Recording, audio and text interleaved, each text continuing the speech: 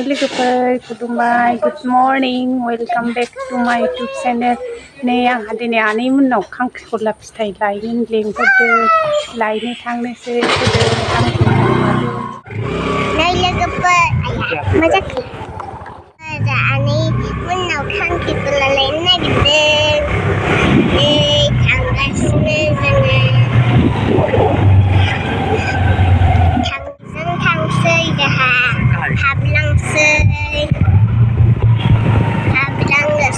जोंहा नै न' गिदिर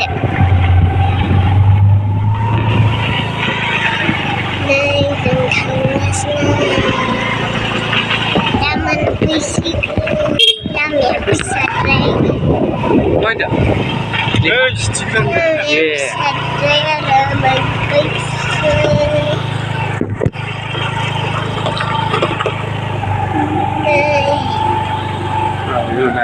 मोनफैबाय आबैमोनना बेनो